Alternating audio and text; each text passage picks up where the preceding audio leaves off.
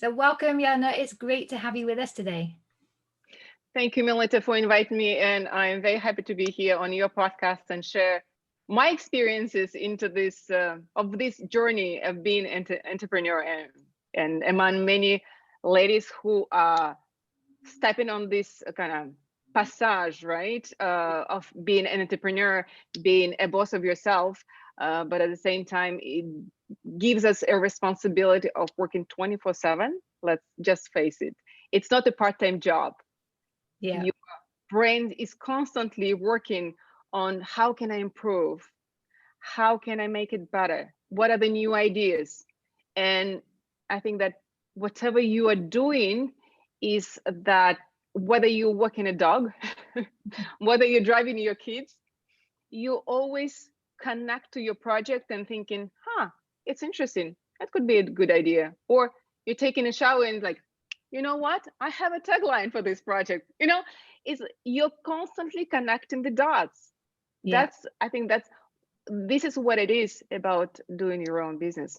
Yeah, exactly. Particularly if you're a creative person, like we both are. It's you're always having new ideas, and you'll see something and think, oh, and then you're off down another rabbit warren. Yeah.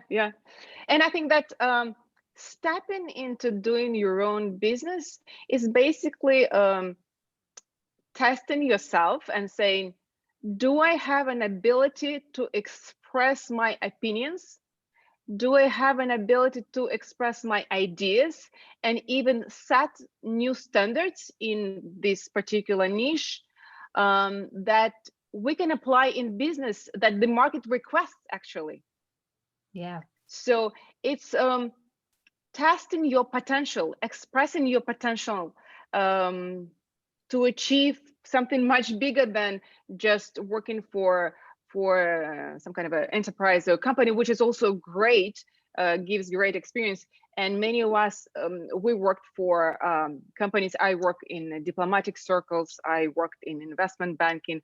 I have economics background, and I think that growing as a child, I always was connected to arts, connected to music. And I remember myself with a dilemma at 6 years old. Should I go in the art school or should I go to the music school? My dad always wanted me to do the art school, and my mom was convincing me to do the music school. So I was thinking, um, okay, maybe I can continue drawing myself and learn on my own. But music, probably I would like to have a proper teacher to play piano, to learn the notes, and this is, I think, brought me this ability to connect sound and colors. Brought me in media production. Brought me into visual marketing to do what I'm doing. And at the same time, the academic skills in business and economics give me the quantitative skills to carry my own business, Mhm. to give that foundation. And I think that marketing itself, I'm very fascinated by visual marketing, and that's what I'm doing. Marketing itself is extremely powerful. And as of today, everything is, let's say, everything is digital. If you're not in digital, you're pretty much nowhere. So this year has been, I would say, transformational for many people, especially those who have been resistant to digital. Yes. So they all had to learn new things in applications and being digitally in social media, being visible. And I would say that I live in Singapore for some time with my family. And I would like to share a story that kind of relates to marketing. Singapore itself is a big food hub.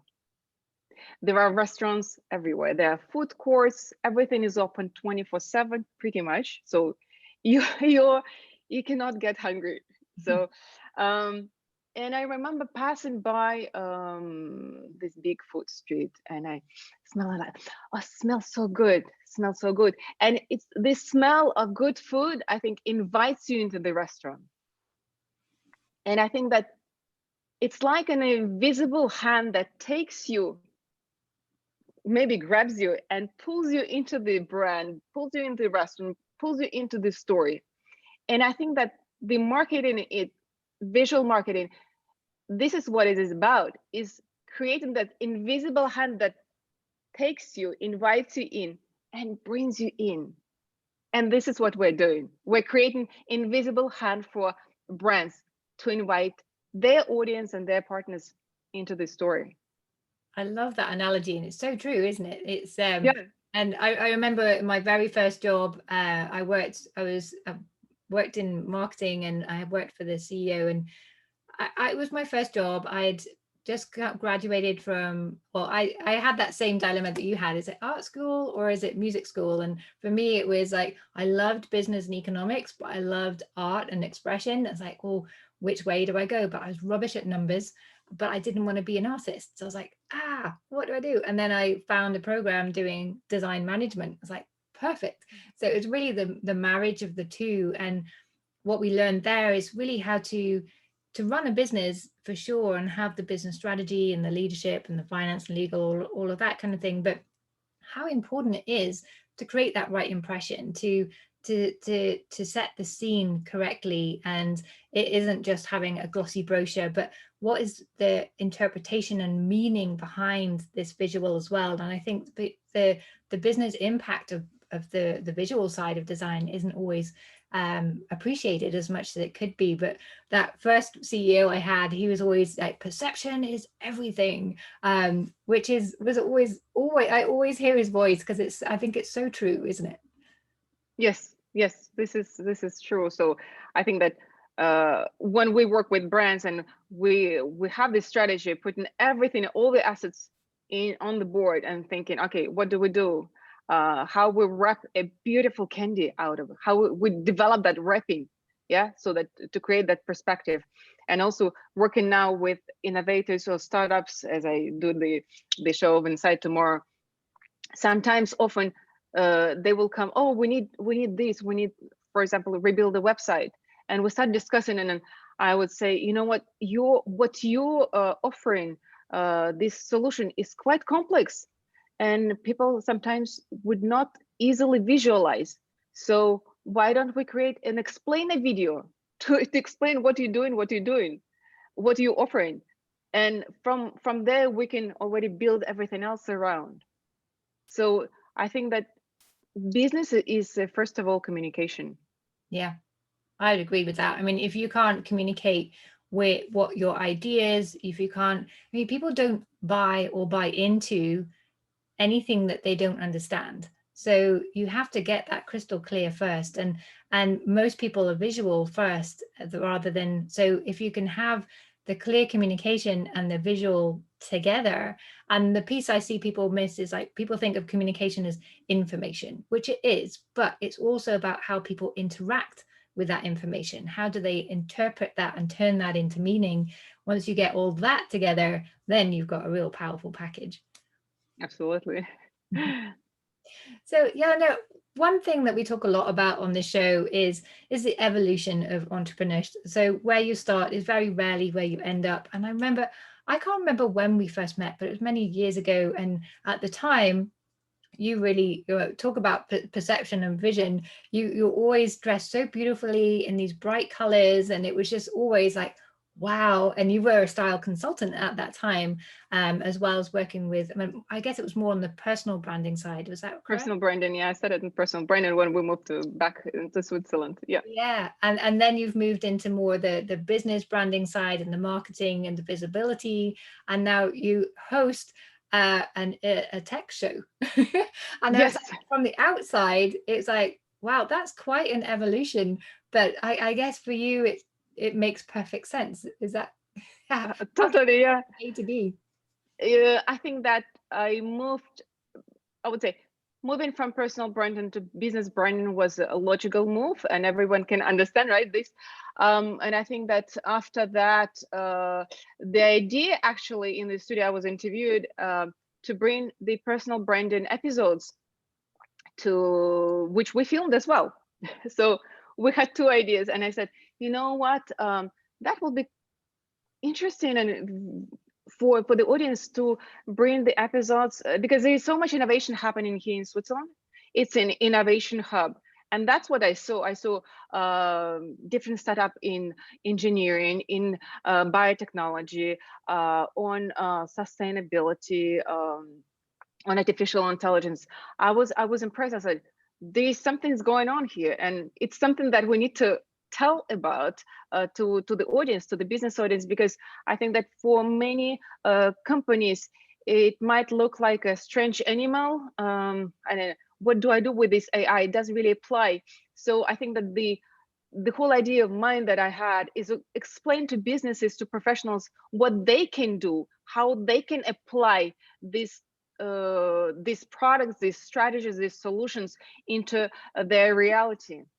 That was the whole idea. So what we started, we filmed the branding episodes that never saw the light, actually. Oh, no. So yeah, it's a true story. And then we also filmed the pilot episode for Inside Tomorrow. So I came up with the name, with the logo. I said it should be, because I had an idea in Russian, because I'm originally Russian, and it costs like a guest from the future. And we had a movie for children. I remember a little guest, well, that was a little girl from the future that is coming and explaining how everything is going to happen in the future. So, and I was thinking, I even think, how would I put this in English? I cannot translate it just like that. Guess from the future, it doesn't sound. So I was also looking for the ideas like, how do I really name it in English? So, and then Inside Tomorrow came up, and I said, okay, that's it. Inside Tomorrow, innovation and technology. So, but for many people, they know Inside Tomorrow, and this little tail, innovation and technology, just comes along because I always speak about tech, right? So branded episodes never saw the light because in the end, the co-producer agreed with me, you know what, this has a lot more interest in the audience, and my boss saw it, and I think it's a great idea. So let's refilm this pilot into real episode, and we're gonna publish it. And that's how it started, in a certain way, as spontaneous idea to apply what market requests, and bringing my communication skills and ability of my opinion to the studio. And as now we set up, how can I say, a new template, or the way I ask to be filmed with my guests, with the slides that we do. And I see other partners also doing similar, like, okay. So they probably liked the standards I put for my own episodes, and they applied in their in the way they produce their episodes. And I was like, okay, I probably set up some new standards here. Yeah, that's great. And it's always a huge compliment, isn't it, when people start to Yeah. see you as the industry standard. And but I think some people can be afraid of that they're, oh, people are copying me, I've lost my my kind of area of differentiation. But I heard some great advice, and I think it's so good that, you know, they can only copy where you've already been. They don't know where you're going next, and you're the Yeah. one that has that vision, that creativity. So where you're going next will always be new and different and surprising. So I think that's Yes. that. They can copy your product, but they cannot copy your why. As you said, they don't know what you're doing and where you're going heading next. Um, but I do agree, it's it could be, how can I say, dual feeling, that you feel glad that someone really like and start copying what you're doing, but at the same time you don't want to be copied completely, because it's like they're stepping on my toes. So it means that I'm always kicked, and there's a drive that, okay, I need to improve here and there. And the more, I think, the more you do, the more you see where you need to improve, and the more ideas you get where you want to go, because you have your own why you're doing what you're doing. Yeah. And It's only you who know that. Nobody else knows. And you have the formula, even though you might not know the formula. Why are you doing what you're doing, right? So sometimes people are asking, so what's the formula of your success? In fact, you have no formula. You have certain foundations of your skills, but you are creating all the time and notching up that formula that brought you here. And as you said, you never know what is going to bring you there, or only you might know where you want to be in the end. Yeah. In the end of it, where you see the light in the end of the tunnel. Yeah, exactly. That's the question. Only you have your vision, your culmination of experiences, which, like, for most TV producers in a tech show, have got a very different background to what you have. And so it's great that you use the best of that, and yeah, they can only ever follow. I say I'm not a tech person myself. What makes me I think different is that I am a very curious person. Yeah, that's different. So I'm not the person who I will do the coding, but I can understand those who are doing the coding, or they're trying to explain to me. So my task here is digest what the person is saying. And sometimes we spend 2 hours and he's explaining to me what he's doing, and I'm like, oh my god, I'm my head is blown out. So now I need to digest all this and reinterpret it in a very simple, communicative way. yeah, And help the guest in the studio also to express it in a simple way that everyone understands, the business audience can understand, because they might not have the tech vocabulary to understand what exactly the process. Because in the end of the day, business audience and investors, they're interested in the result. yes. What it's going to bring, what's the return on investment.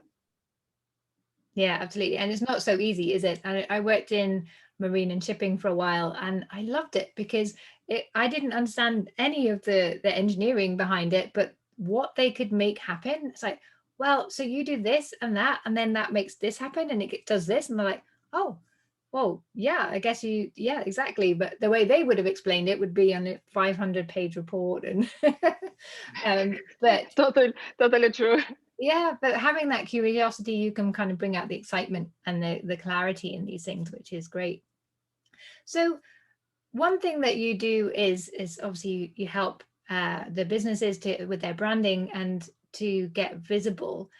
Do you have any advice for people who want to get visible? Because I know a lot of people, oh, I want to be visible. I want everyone to know me. I need to get booked on TV and on podcasts, but it's doesn't always lead to success if it's not done correctly. Do you have any advice for people in that situation? Oh, absolutely. I will be happy to share. I think that today, as never before, we're often invited for different podcasts, interviews, being on the media, being, how can I say, public, I would say. And I think that preparation is very important. First, I think knowing the audience, who is going to be listening or watching you. Is it business audience? Is it academics? Is it NGOs? Those students? So the more you know about the audience, the better you can prepare and take this angle of what might be interesting for that particular audience. Because in the end of the day, when a journalist is inviting you for a media interview, the audience doesn't want to hear your pitch. The audience want to hear the content, the value that you can give as an expert in this particular field.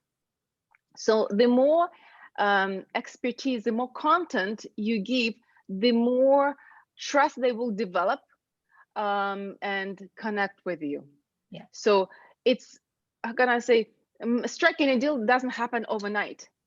So you all of a sudden on the media, you all of a sudden say, okay, now this is what you're doing. This is my brand. You need to appear in this media a few times, or appear maybe in publications, or even do your own social media coverage, being authentic. And that's another thing that I want to mention, that I think that the most important when you are in the studio is not how perfectly you speak, is how authentic you are. You might make a little kind of mistakes in the way you speak and express yourself. The more authentic you are, the better you can connect to the audience. And that is the reason I think that the live stream became extremely popular, because people see you not recorded. Because of course, when we record in the studio, we after cut, we take the best pieces. It's another story. We make a beautiful candy, and now we also started doing the live stream, and it also brings, how can I say, certain responsibility, but it brings a lot of authenticity to the episode. And I think this is extremely important. I remember a guest who was in the studio and we recorded, and he said, there, maybe I should have done differently, can we re-record? And I said, okay, we can re-record, let's run it again, we can do it. So we ran the second time, and I think that in the first one, he said, I think the first one was still better than the second one, when he was trying to be maybe too perfect. Yeah. But it's better to be authentic than perfect, I would say. Yeah, I agree. And when you're too perfect, you kind of put a barrier between you and the other person, because they're thinking, oh, I could never be that amazing, or they're on such a different playing field to where I am. So you don't have that connection. So that authenticity, and we have a lot of authenticity on this show. We make lots of mistakes. So yeah, it really connects people to you because they can see that you're real. They can, and I learned a long time ago that people don't judge you as much on what you say or what you do as the energy you bring out. So if Absolutely, yeah. you're not being yourself, you can't bring that energy and that passion, and then there's a disconnect there a little bit. As I said, it's not just the information, it's the way people interact and interpret that information. So the more authentic you can be, the better. And which brings me to something else that I see a lot of people putting themselves under pressure to be professional when they're like, and obviously you don't want to be slapdash, you want to turn up as your best self, and of course, but a lot of people interpret professional as perhaps speaking in the third party, using big long phrases, and not being themselves. So I think it's being professional is that authenticity over the perfection. Would you agree with that? I agree with you. And another thing I wanted to add here is that, of course, as I said, that the journalist is always looking for a spicy story, not looking for your pitch. And depending on how maybe professional or experienced this speaker is, I can prepare my little spicy questions. So sometimes, for those who are getting ready for, let's say, for an interview, for media production, is that number one, to be ready for those spicy questions, and how sometimes maybe have a possibility not to answer those questions for different reasons, because maybe it's confidential, it's a confidential business information, or something that you got you got asked and you don't know the answer. To be honest, you were not prepared for these particular questions. So I think that here you need to find ways how to get around the question. I think that my very quick advice is that you say that, okay, this is what it is, I agree with this, but what is important, and this is where you turn around the tables into your direction and speak from your angle. Yeah. So what is important is this, or you can say that, like my guest answered, that was speaking about crypto products. He said, I asked, so what's inside? What's the algorithm? Of course, he cannot tell me what's the algorithm. This is his special, unique proposition that they worked probably for years to create that algorithm. So he said, we leave it as our magic formula. But what is important is that we take traders, or we take people we believe in, because we want to see the results. So again, you need to turn around the tables into your direction for questions that you have no right to answer for confidential reasons, or you don't know the answer. that's another trick that I'm sharing here to your audience. Yeah, great advice as well, because you can really be thrown off if someone throws a question at you that you can't answer. If you're not prepared, or you're not aware that you can do that politician's classic thing and turn the question around completely, then it can really throw you off massively. And presenters and shows and interviewers, they never want to throw you off guard. Of course, they want to have a great interview and a great final product, but at the same time, they want it to be interesting. So yeah, the more you can prepare and think ahead, what kind of questions might they ask? Absolutely. Watch the show, because they typically presenters will have a way of doing things that you can learn, and you can be prepared as much as possible, or go to someone like yourself who can help them prepare with them.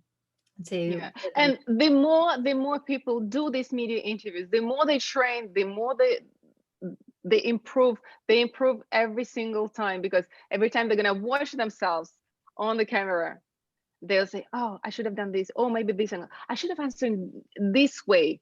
So every time they're going to kind of analyze watching themselves, and that's every time they improve. It's maybe not that doing 10,000 hours on air, but after 3, 5, 10 interviews, you will be not the same person as on the first one, for sure. And there's ways you can practice. So you can join a club like Toastmasters is a great way just to get used to responding to the unknown and feeling comfortable with that, and learning how to turn things around and tell a story your way, and yeah, not just feel like those cold sweats all of a sudden, but how do I reply? Totally, I agree with you. Yeah. Yelena, you've shared some amazing advice. Thank you so much. And I know you've had this incredible journey already, and you've shared so much. And one thing you said right at the beginning, which I didn't come back to, but I thought it was just such a beautiful lesson for business, is when you were deciding whether to go to music school or art school, and you decided that music was an area that you would benefit from learning from an expert, whereas art was something you could figure out yourself.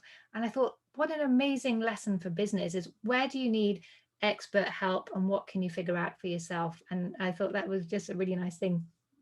But besides that, is there any other advice or experiences perhaps you've come across the hard way that you would like to share back to others to help ease their journey into entrepreneurship?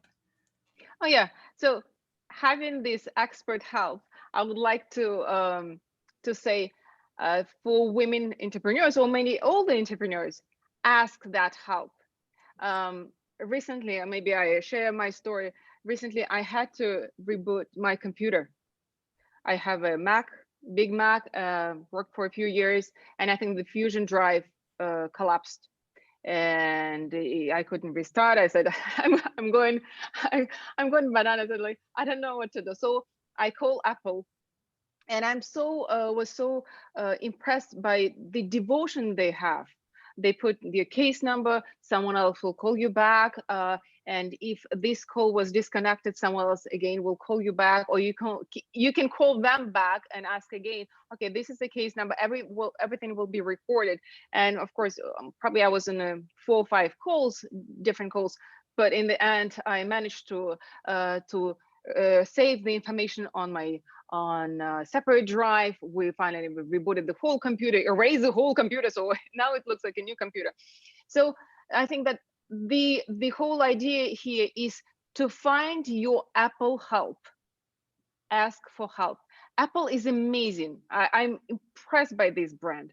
The tech service, customer service is always there to help.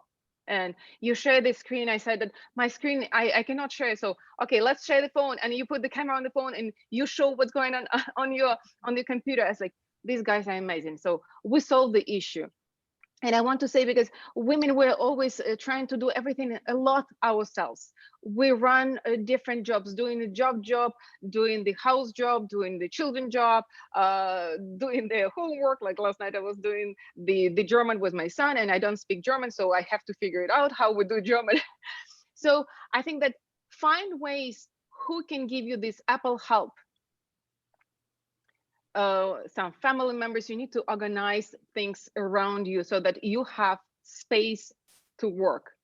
Yeah. You have proper space to work. And if something happens, you know whom to ask for that help. That's, I think, number one. Help is extremely important for us. I think that second is to say more to yes to opportunities, media invitations, because sometimes when I also find, of course, I work in tech with tech guests, and some say that, okay, there are many male tech people than female. I do agree, but I must say that what I noticed when you say or invite a man, he would say when. When you invite a woman, she will say, let me think. That's the general observation that I have. So my advice is to say yes, more yes to different opportunities, because they might open doors, definitely will open more doors for you to build something else, to meet more people and come up with new ideas. That's number two. And I think number three tip is that to devote more time, again, we're very busy women working, more time to yourself, Yes. to self-education, to digital applications, to discover, be curious. Okay, I want to learn this, how this thing works. I want to learn how to compress a file. I want to learn how this application works, so that this application can help me with my social media. And to devote more time, or how can I say, schedule this time for yourself, for your well-being, for staying in shape, for your beauty, for your skincare. Because I think that the beauty of a woman, beauty of her smile, and her being in shape is sitting in the toolbox of your business toolbox. Absolutely. This, you cannot say, oh, that's not that important. That is what is important. That probably often brings you through the doors. Your smile, the energy that you have, being happy of what you do and who you are. Those are amazing tips, and I love the, not just the idea of giving yourself the time, but scheduling that time, because we all have these good intentions, but if it's not scheduled, it doesn't get done. And it's so important to protect, as you say, your energy, your well-being, your having those boundaries to maintain your levels of self-respect as well, because as women we can quite easily give ourselves too much. And particularly when we're so capable and we can do everything. I love the idea of like, well, don't do everything. Schedule time for yourself, ask for help, delegate. You don't have to be the only one that picks up the kids from ballet school or whatever it may be, helping with the German homework. And saying yes to more opportunities, yes to that. And thank you for saying yes to coming on the show today. Thank you, Melita. Thank you for inviting me, and I'm very happy to share my insights in my journey. Yeah, it's been great. I've really enjoyed it, and I'm going to put in the show notes all of the links to your information, so people can learn more about you and can connect with you. But for anyone who's listening to the show on the go, how can they find you? They can find me on LinkedIn for sure as Yelena Ganshof van der Meersch. They can find me on Facebook or Instagram. Again, it's very easy to find. I think I have kind of unique combination of the name. So I will be happy. They can DM or ask questions. I will be happy to connect as well. Brilliant. Thank you so much. Thanks, Yelena. And yeah, have a great day. You too. Bye-bye.